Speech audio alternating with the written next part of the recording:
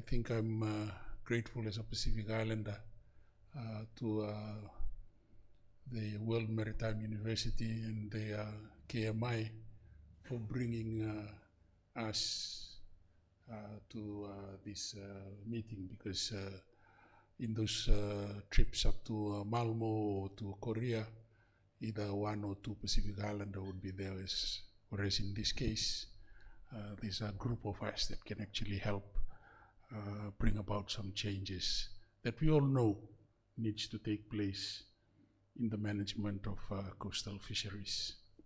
My task today is quite big, but basically two sections to the presentation. The first is on something that we all know as Pacific Islanders. Our people own rights, whether it is full ownership rights like in Papua New Guinea, Solomon Islands, Vanuatu, or partial rights, or like in the case of Fiji, just the right to use. And that's because of the different pathways that we have followed as a result of the colonial experience. The second part of the presentation will be on indigenous knowledge. You know, all of you are scientists, and but we grew up in villages, we grew up in communities where they have indigenous knowledge, and this knowledge is the science of their time. In fact, some of them still are very relevant today. I just want to make sure that we recognize that Pacific Islanders, they are their own sophisticated science. You look at the fish ponds in Hawaii that exist today, the remains of cities like Nan Madol in Micronesia, the artificial islands of the Solomon Islands, just to run away from the mosquitoes on the mainland. Our people were that determined to make a better life for themselves. The challenge today is on us to try and find better ways to utilizing these resources and this knowledge for the betterment of our people. So in the map is a representation of the customary fishing right areas in Fiji. And yes, I think the figures I think may have changed, but at one time it was about 410. I was just reading a historical report that said it was 406 at some other time. So basically, these are the boundaries of customary fishing right areas that are under the control of indigenous groups. I have to learn to master this thing.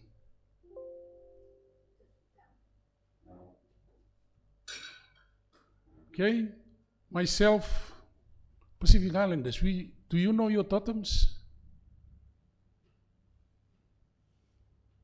Do you?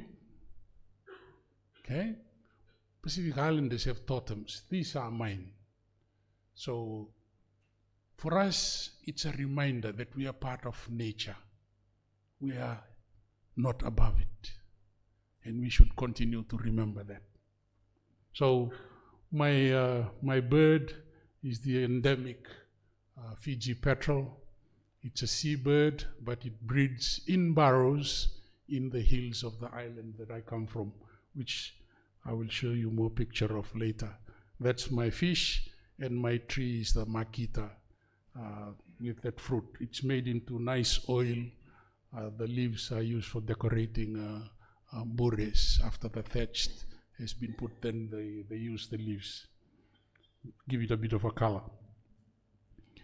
Marine tenure, again, I think the whole practice is based on some very deep thinking by our ancestors, because with the ownership of tenure comes rights that is allocated, assigned to different groups. Those owners of rights areas are responsible for the management of the rights, for the use of the rights, and so forth. Over time, it has reflected the national and social organizations, traditional and social organizations associated with historical status. So of course, the powerful groups in those historical times of warfare, they had much bigger space. The others may not be as big. Today, however, the rights reflect the legislative framework adopted by governments to safeguard the rights of indigenous people. If you have looked at today's newspaper, yesterday or the day before yesterday, the Council of Chiefs of Fijians was meeting, and they are still talking about the future of the Fijian community, indigenous Fijian community, in relation to these rights. So the discussions, the debate has continued. Marine tenure and fishing rights and land ownership rights are necessary for the use and maintenance of indigenous Fijian society and the fulfillment of obligatory duties and levies from the chiefs. Fishing and land rights in a number of cases were alienated through gifts to other tribes as a result of a favor done during the war days or because of marriage. One of the first cases where an island, together with its fishing grounds, was given to a foreigner was in 1861, when the Tuidakau, the head of one of the three confederacies in the country, gave an island to a European lady that had married the chief's nephew. I think this island now still remains with, who's the actor? Mel Gibson. Mel Gibson owns that island today. But that island is one of the few cases where the sale of land was also associated with the sale of the fishing grounds. Since then, that practice was discouraged and is no longer allowed. So land sales cannot be allowed in Fiji except for a category of land referred to as freehold, because they're trying to avoid Fijians selling their land to others and then lose it totally. The deed of cession, our deed of cession, I think, was in 18 Fijians. Okay? So under clause 4 of the deed of cession, this was when the Fijian chiefs ceded Fiji to Queen Victoria of the United Kingdom. So indigenous Fijians lost ownership of their fishing rights when that agreement took place, because the fishing right was given together with the land. The sovereignty of the land was promised to the Queen of England at the time, and so that was the beginning of crown ownership of the reefs of Fiji, because it was part of that gift to the Majesty, the Queen of England, and that was when it was isolated from Fijians. However, they still, in the clause 7 of the deed of cession, assured the protection of indigenous Fijian fishing rights. Over the years, the governors had reiterated the protection of the rights to the Great Council of Chiefs, and as I was just saying a moment ago, that council just met a few days ago, and they're still talking about issues relating to what happens to Fijian rights in terms of land, the foreshore, and the fishing grounds. So today what we have now is a dual ownership of coastal and foreshore areas. The ownership is now with the state from the edge of the EEZ all the way up to the high water mark, but the indigenous people still have fishing rights, okay, the right to use. And as I will share later, this has led to some issues in terms of management and the control of the area. Because the ownership is with government, but often the responsibility to manage now rests with the local communities, often the most disadvantaged group to carry out management activities, because they have to battle with those that have more resources available to them. Bit of history, more on the history. The Native Fisheries Commission was formed in 1958, and under the section 13 and 14 of the Fisheries Ordinance, Cap 135, those items were specified. Section 3, the ascertaining that the customary fishing rights in each province are the rightful and hereditary property of native owners, whether at Matangali, which is a combination of Tokotokas, extended family, or other divisions of the people.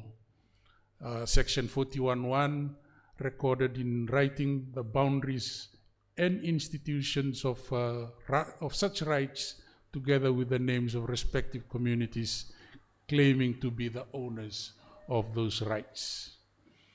So it seems like the work of Mr. David Wilkinson, who worked in Ba from 1892 to 1896, and in Serua, what he did was, I think, then taken up to be part of that the work of the commission in registering land boundaries as well as the boundaries of fishing grounds.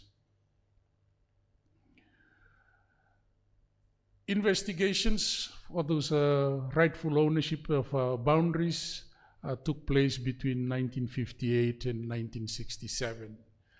So unlike some other countries in the Pacific, all of the land in Fiji belongs to a social group, whether a Tokotoka, which is extended family, as I said, or Matangali, combination of Tokotokas.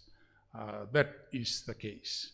But as I said earlier, there are now 3 categories of land in Fiji. It's Crown-owned land, there's Indigenous land, and the third is freehold, which would include Mango Island.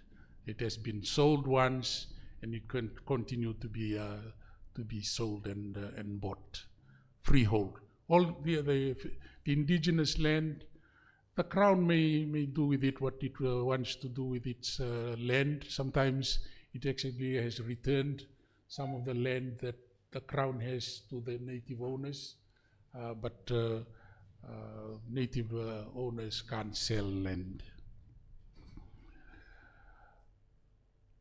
Fishing right ownerships are at a much higher level than the Tokotoka and the Matangali, so it's basically on the basis of the Vanua, Yavusa, to allow subgroups that normally do not fish, like the warriors, to have some access in case they want to use the fishing ground.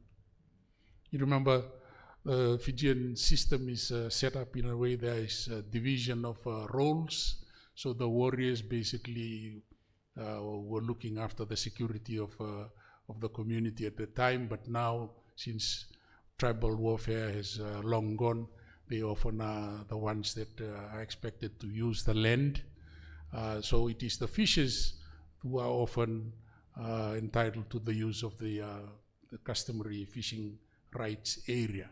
But under that arrangement, the ownership of the fishing right area at a higher level, it allows a lot more people to have access to the area concerned. So as I said earlier, a total of 406 fishing grounds were registered in the foreshore and the large rivers. So the fishing ground for Fijians also go up the rivers for those communities that live in bigger islands. Disputes over boundaries by native owners and the confusion over the issue of license over boundary from time to time have raised the need to clarify or to clearly demarcate individual customary fishing rights boundaries. So that remains an issue, and there is a system to settle those kinds of disagreements whenever they arise. Now, the customary fishing rights, they have been refined and modified over time in response to changing political, social, and national circumstances. The protection of any area in which rights of any Matangali or division is registered in the Native Fisheries Commission in the Register of Native Customary Fishing Rights, and is accorded under the existing legislation. Over the years, provincial councils and the Great Council of Chiefs have tried to reassert ownership over the rights of the customary fishing grounds and all associated resources, including minerals. And that has also been quite a challenge, because the state now owns everything from 6 feet on. 6 feet, of course, is the depth of a grave, 6 feet. So anything beyond that is, again, state land. So the discussions have been ongoing and continues, as I said, even until this week. The Ngoli Bill of 2006 proposed the return of ownership rights to customary fishing rights owners to the indigenous people, and that was one of the reasons for the coup of 2006. So disagreement over how the fishing ground is used or is owned has led Fiji to some very dark alleyways.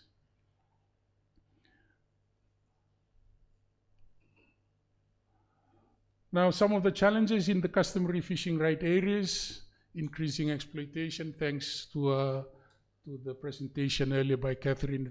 She has covered a lot of this, but I'd like to show you images from the Pacific so that it proves that these challenges are relevant for us today.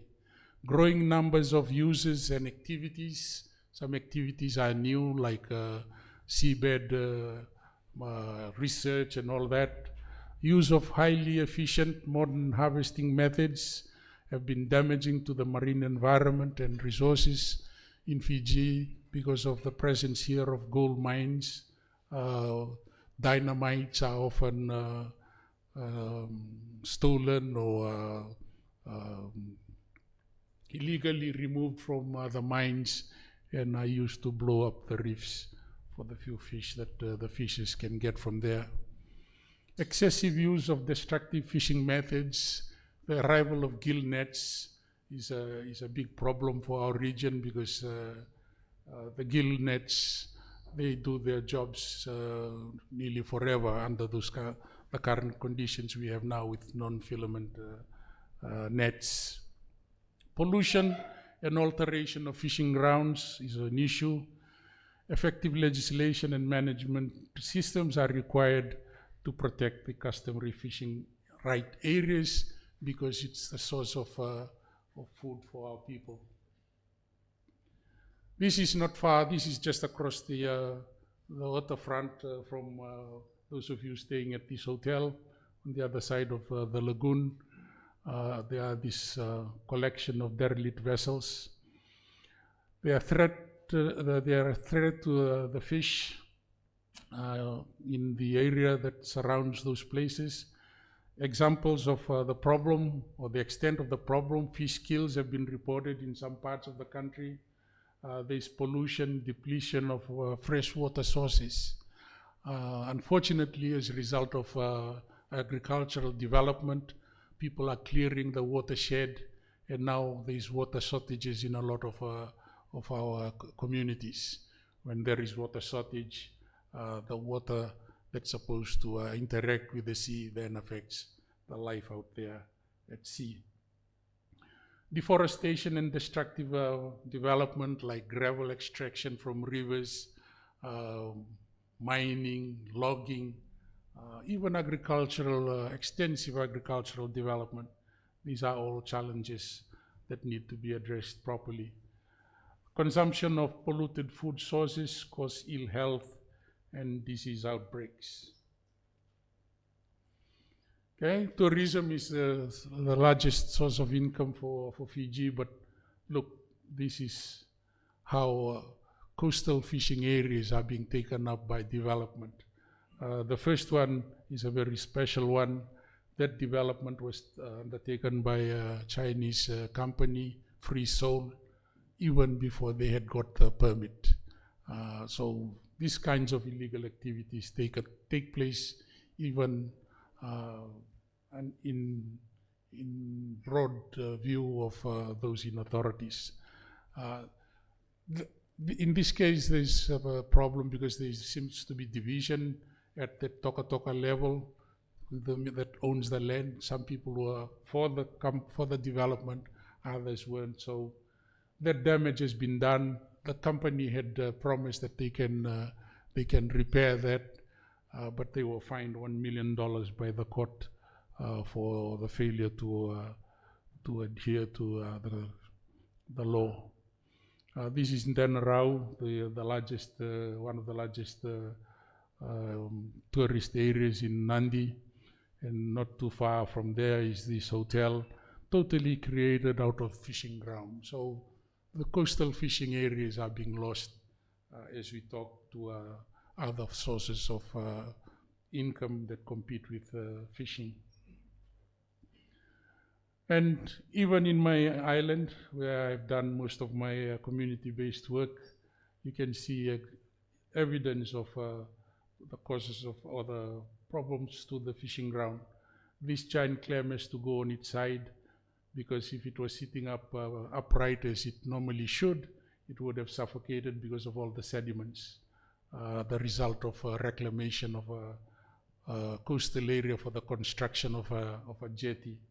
As I said earlier, ghost fishing does not only happen in the high sea, in the offshore areas.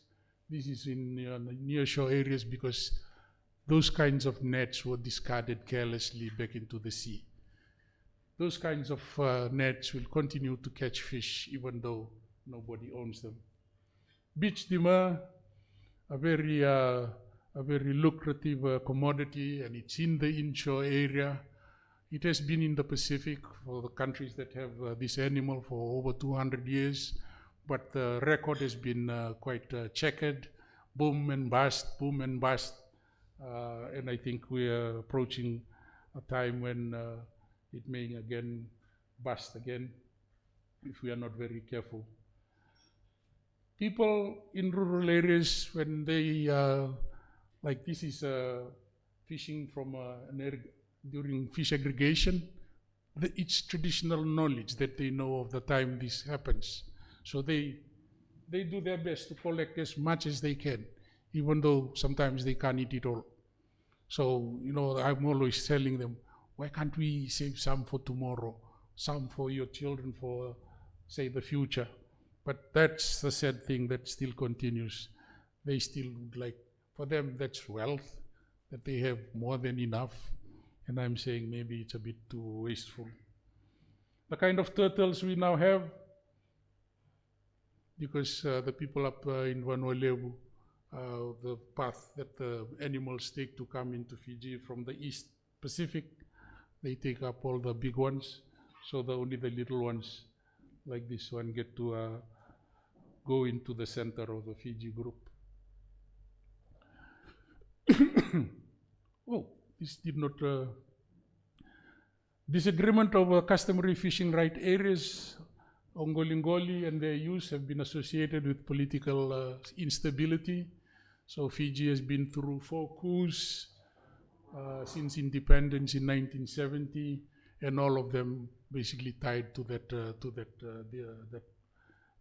kind of or the challenge. The customary fishing rights are with the indigenous Fijians, whose consent must be obtained by those interested in fishing. but the license gets signed by the state. So the indigenous people sign the approval for whatever the development that is needed for that place that is identified, but the state then signs the thing. And this is where the problem comes in. So the customary owners of the resources, they are responsible for protecting and managing the Golingoli, even though the state owns everything up to the high water mark. So it's a bit of a burden on the local communities. Addressing IUU is a huge challenge. As a result of all of the points that I had mentioned up above. So last week or 2 weeks ago, I was in Vanuatu in this little island, Kia, because in a partnership with the JICA and the Fiji government, they are trying to do a IUU project, control of IUU in that little island. By the way, just for your information, Suva is somewhere around there. There are now fishes from here that are going all the way up there to fish, because WWF and some of these NGOs have been trying to manage the fishing grounds around those areas for decades. The fishers know that maybe the best fishing grounds are up there. So that's why that initiative to try and address IUU, inshore IUU in that little island.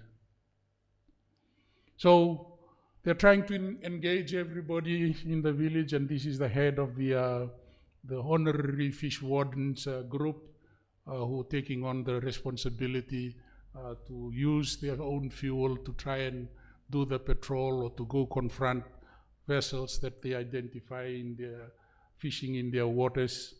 It's a big responsibility, so they are trying to organize themselves together with agencies of government. Even government itself, the Fisheries Ministry, has forged some partnership with the Fiji Navy, the Fiji Police, in order to try and effectively police and manage the Ngolingoli areas. So part of that project, we went like 2 weeks ago to visit, because this new watchtower has been put right on the highest point in the island to make sure that people can do surveillance and monitoring from up there. And that has been the result of the collaboration between JICA, the Fiji government, which has provided, JICA had provided the watchtower, or the cost of the watchtower. The ministry has provided a solar freezer to try and make sure the islanders look after their good catches, but to maintain the quality so they can get higher prices. Yeah, and interestingly, on the way back from the island, we decided to board 3 fishing boats that were on the way back to the Lambasa, where we were going. In all 3 cases, there were some elements of illegal activities. And that, just trying to highlight that, because, yeah, my argument is that IUU is maybe even more complicated in inshore areas because of the places where people can hide, of the landing sites where they can go to offload their catch and be not seen by the authorities. So the illegal activities are, all of the 3 boats we boarded were, as I said, involved in some form of illegal activity. But the illegal activities included the use of invalid license, fishing in an area outside of where they were licensed to fish. This person saved $700 because if he was licensed to fish in the area where he was in, he would have to pay $700 more. So what he did was to pay for a cheaper license from a place further down the coast, $300, but then was fishing in that place where they were levying, asking for 1,000. When the fisheries officer asked him what he was doing, he said they were fishing for bait, but this was their catch. So we confiscated their catch, about over 30 to 40 kgs. The point, and then there are other things like fishing in the wrong area, the use of unregistered vessels, and in the third vessel, we actually stopped it. It was still on its way to meet the first vessel we had boarded. The captain was okay, and the fisheries officers recognized him, but his crew, they were in dreamland. We suspected the use of marijuana or maybe ice. Apparently, that is now being done in our inshore fishing space. Very quickly, the second part of the discussion is on indigenous knowledge. As I had said at the beginning, and I think that's the part to remember, the knowledge of our ancestors has withstood the test of time, and it is important that we try and hang on to all those that we can hang on to. We would be the best at judging that. Okay? It covers all kinds of activities from agriculture, social systems, medicine, food preparation, building materials, sailing and navigation, fishing technology, and marine resource management. I will only focus on the two. But before I do that, can you see this is a fish trap? If your eye is better than mine, you should be able to see a funnel. Yeah? Why is it shaped that way? It's a fish trap.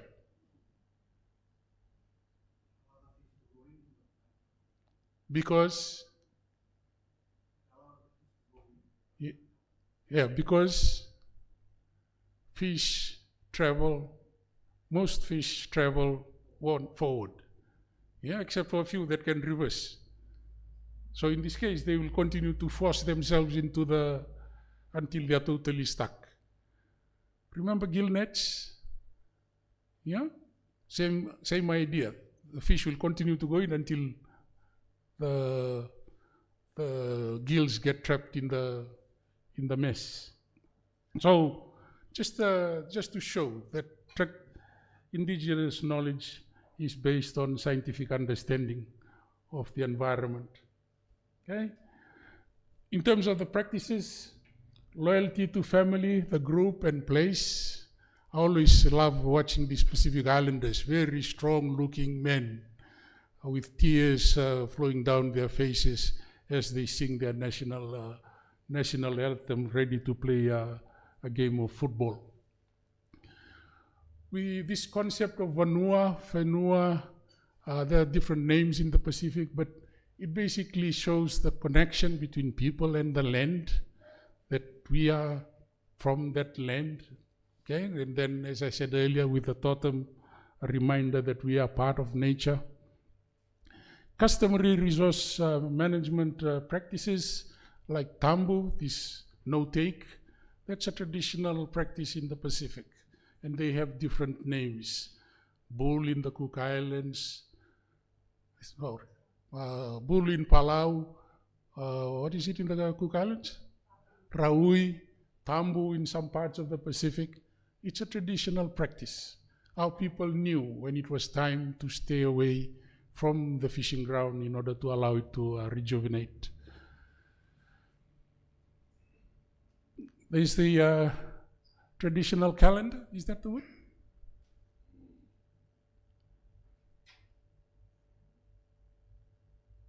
Can't quite read it from here.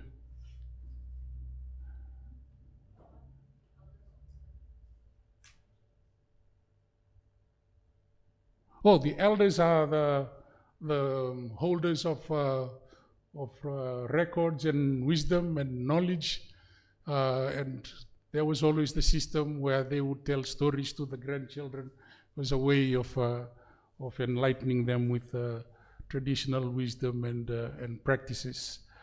Protocol signifies order and respect. For us, when we go to a place, you have to take on a bundle of the root of ava, and that's what you present to your hosts to announce your arrival. A lot of the people that now go poach, they don't do that. So they are out there helping themselves while the owners are totally oblivious to what is happening in their fishing ground. Social relations and connections. Sevu is like the first offering, for whether it's yam.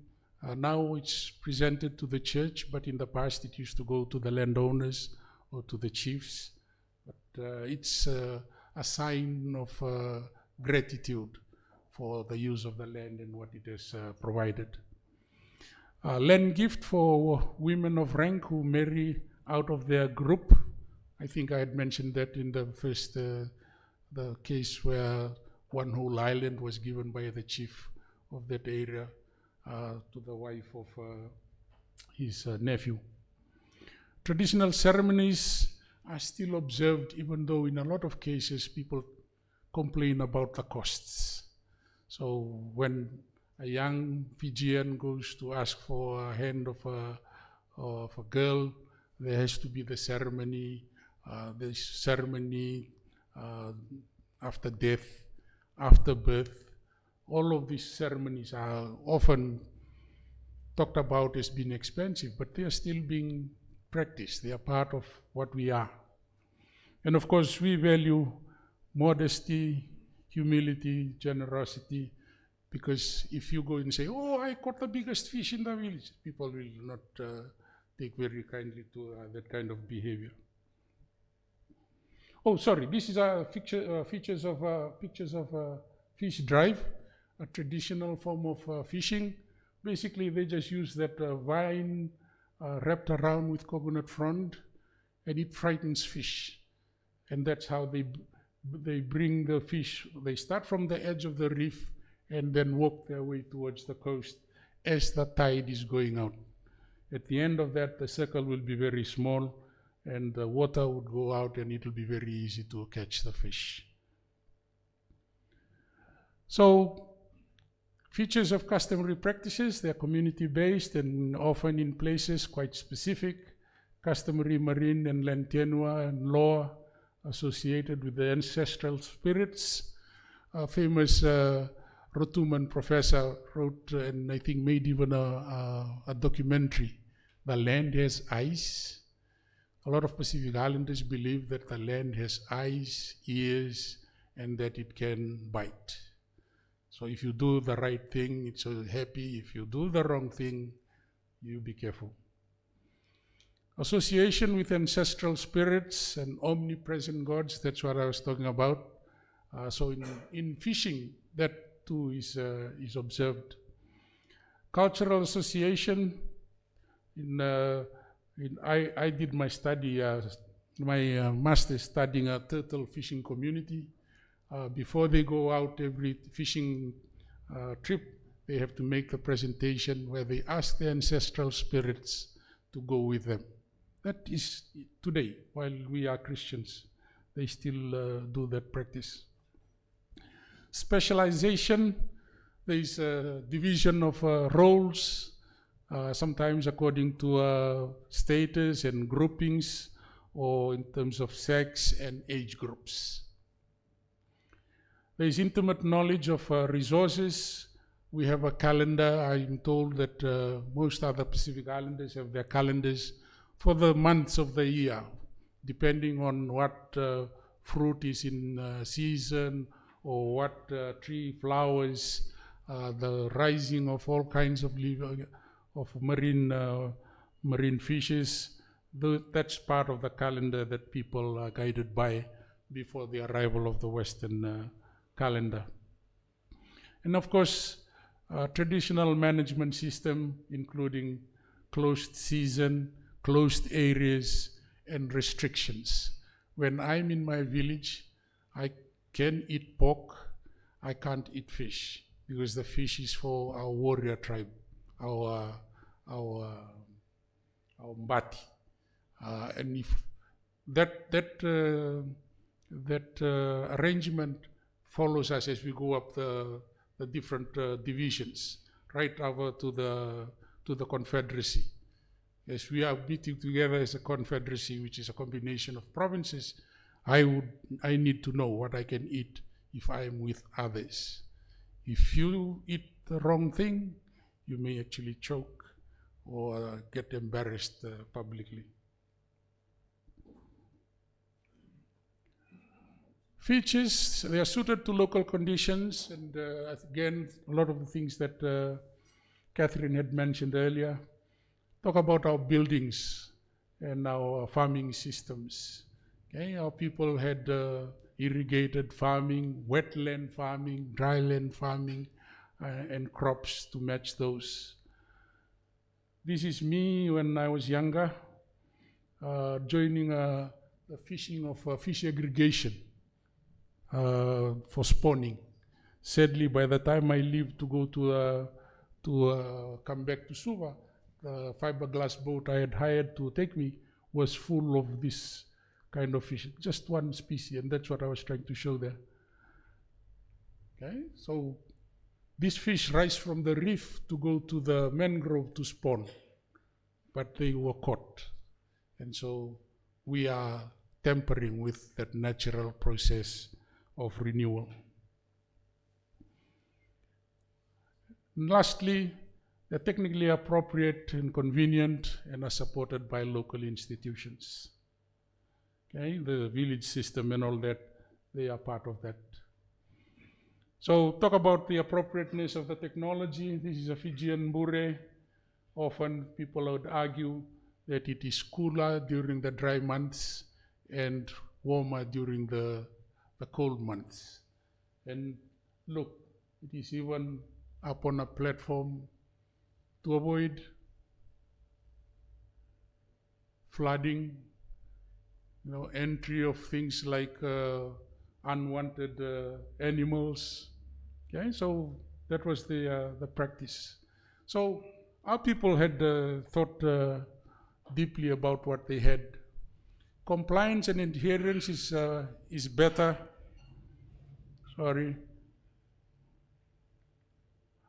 Compliance and adherence is better in a close-knit community because everybody respects the authority. But now it's beginning to be watered down because some people are now based in urban areas. They then go back to their homeland to just fish and then bring it back. So it's a bit watered down. Closed area is easier, access is better and easier to organize. People own the resources, so they can agree to manage if they do want. People have environment ethics that they learn from their elders, and also because of the warning that they are always watched, that the land has eyes. There are spirits that can punish those that are doing the wrong things. Limits and restrictions are placed on resource use whenever necessary. There's intimate knowledge of local conditions, and there's limit to resource use to sustain supply. So again, these are pictures from my island. This is the end of that fish drive, as I was showing you earlier. So as the tide has gone totally out, the fish are much easier to catch because they are totally trapped. This is the end result, and this is what I was talking about. By the end of the third day, because there is no refrigeration, fish were being dumped. People can't eat them all. And I'm saying, this is wasteful. Okay, the last part is the indigenous knowledge. Just some of I've actually used some of this as I try to convince people that are still living in the communities that we need to do things. The first one, wading into a stone weir while the tide is still high. For those that have used stone weirs, what will happen if you wade into the thing while the tide is still in? The prey will run away because the water is still high. The stone weir technology, it's a stone enclosure, but it basically gives the impression that the tide is not going out. So by the time the fish inside realize that the tide is actually going out, the surroundings is totally like dried up. But the implication is that timing is critical for attaining a goal. If you do it prematurely, it may not work out. The second one, letting the big fish escape. Imagine a fisherman getting what the scientists now say for cod, for instance, that the bigger ones would produce more offsprings. They should be saved. For them, for Fijians, it's like that's stupidity, because the target is to get the best, the biggest. In this case, it's often that success was missed due to some misfortune or mistake, implies failure could have been avoided. The failure is the allowing the big fish to run away. Third, that detached submerged reefs always create waves and rough conditions. The implication is that performance and success reflect a person's character and qualities. The last, Badakuita, using octopus bait, which is often regarded the best. The use of best incentives, motivation are important for success. It implies that success is dependent on good preparation and good methods. Knowledge about sea creatures, finding the egg of the Pacific golden plover. Right? Of all of the eggs in the uninhabited islands of Fiji, that none belongs to this little bird. It had to take the Westerners to come and tell the people that there are migratory birds. All that the Fijians knew was that none of those eggs belong to this bird, or that this bird does not have eggs. But it's actually a migratory bird. Wakaroko wakanade, respectful like a mullet. Person is cunning and devious, implies that one is deceitful, just as a mullet that jumps out of the water to avoid larger predatory fish or the nets. The next one, person's own poorly discarded fish bone caused his injury. People will reap what they sow. A devious person will eventually be caught in his own trap. And last, there are legends that connect people to sharks. They revere them in the belief that they cannot be attacked by sharks when they are out there. And as a result, they don't eat sharks. So it's those kind of, and of course you know that octopus can sometimes kill sharks. Yes?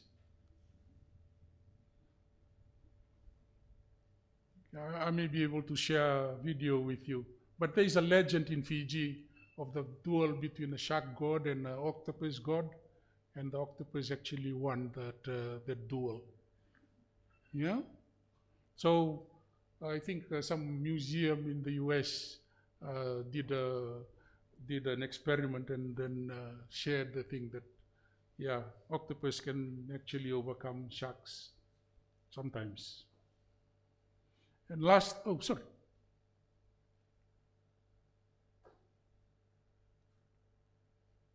Oh.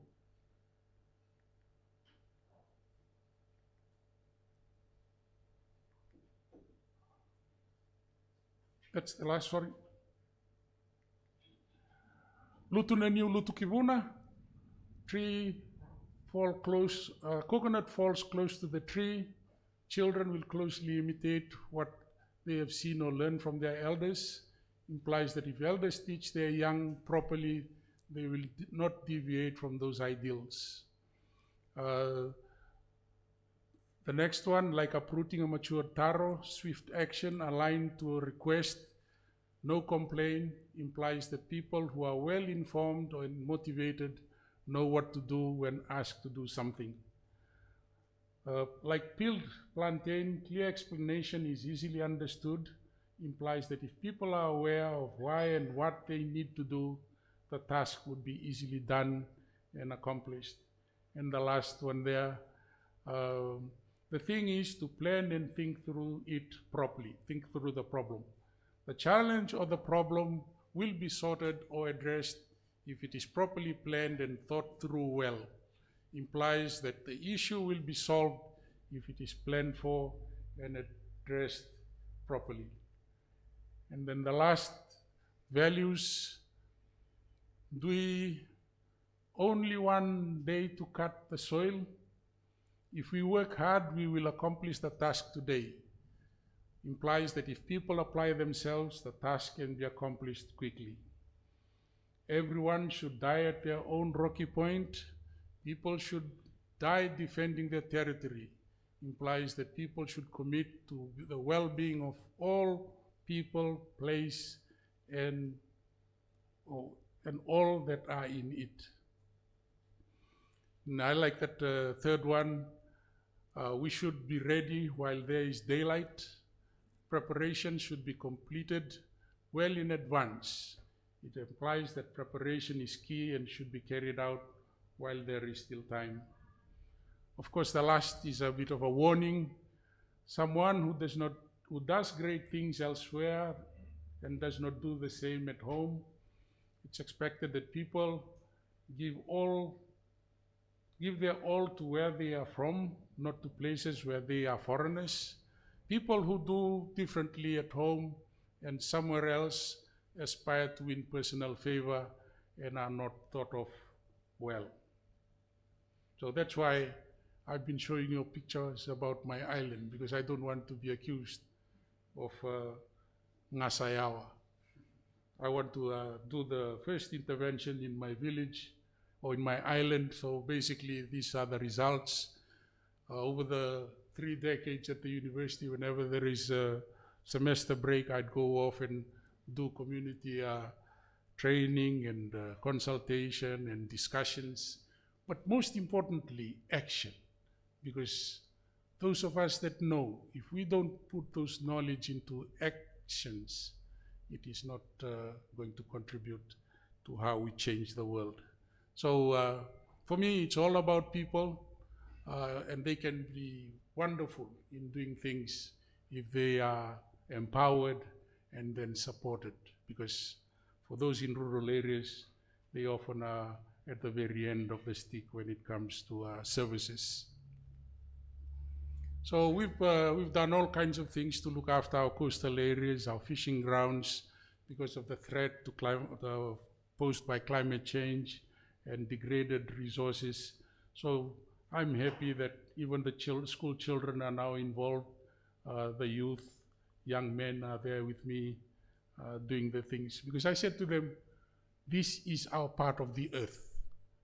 If we do well to it, it will be there for us. But if we don't, then we will have to blame ourselves. Okay? I like this picture because it shows effectively the impact of mangroves on coastlines. That was the original. I confronted the ladies because I used to see some stamps of mangroves on that side of the river. This is actually my village. But they told me that they removed the thing because it used to interfere with their long nets. I said, well, if you continue to remove the mangroves, you will go further and further to find the fish. So years later, 3 years later, it was about that big. This is after it had survived its first hurricane. That's the university. For those of you that have been to USP, that's the Halimida. So I'm not tricking you. That's the pathway provided by government, but it got washed away. So this is the traditional crossing with coconut trunks in its place. But look at the sand and what has happened. From there to there, I'm taking pictures at different times, same spot. About 10 years after the thing was planted, the terrestrial vegetation and the mangroves have met up. So this was 2021. I was still in Samoa when a group decided they wanted to do a short video on what we have been doing on Ngau, and they took this photo using a drone. This was the village about 40 years ago. This is up to 2021. Again, look at this other side where this little patch is now planted. The sand has come out that way.